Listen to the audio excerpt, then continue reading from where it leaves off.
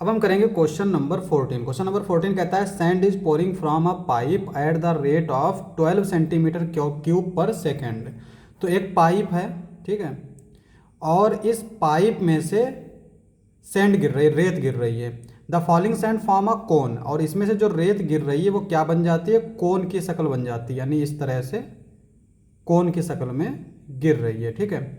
On the ground in such a way that the height of the cone, इसकी जो height है अगर इसको हम वाई मान लेते हैं, is always 1/6 of the radius, और रेडियस को अगर हम एक एक्स मान लेते हैं तो वाई जो है वो 1/6x ये होता है, ठीक है। How fast is height of the sand cone is increasing when the height is 4 centimetre. तो बेसिकली हमसे पूछ रहा है D Y upon D T क्या होगा, ये चीज़ हमसे पूछ रहा है। अब यहाँ पे जो हमें चीज़ दे रखी वो क्या दे रखी है, अगर ये जो पाइप से रेत गिर रही है ये किस स्पीड से गिर रही है, इतने वॉल्यूम से, तो जितना गिर रही है वो सारी यही तो होगी।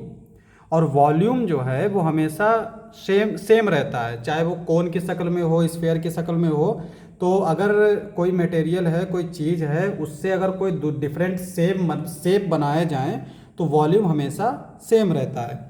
तो यहाँ पे जो है हमें दे रखा है D V upon D T is equal to 12 centimetre cube पर सेकेंड, ये दे रखा है।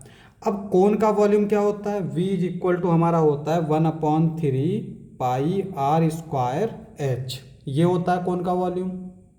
अब यहाँ पे हम देख सकते हैं कि r जो है और h हमें जो दे रखा है वो दे रखा है, r जो दे रखा है वो x दे रखा है, और h जो है वो y दे रखा है, और x और y में रिलेशन दे रखा है। तो हम जो है इसको एक ही वेरिएबल की फॉर्म में लिख सकते हैं। तो हम क्या करते हैं, यहाँ पे 1/3 पाई x की जगह पर रख देते हैं 6y, तो यह आ जाएगा 6y का स्क्वायर y, और इसको थोड़ा सा सॉल्व कर लेते हैं तो यह आ जाएगा 36y क्यूब।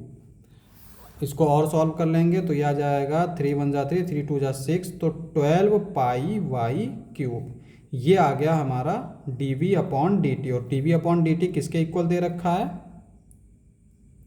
सॉरी ये v हमारा दे रखा है, ठीक है। तो हम D V upon D T निकालेंगे तो D V upon D T ये किसके इक्वल आ जाएगा, देखो 12 पाई तो कांस्टेंट है, y का क्यूब का डिफरेंशियल करेंगे तो ये 3y स्क्वायर, फिर y का करेंगे तो D Y upon D T, ये चीज़ आ गई।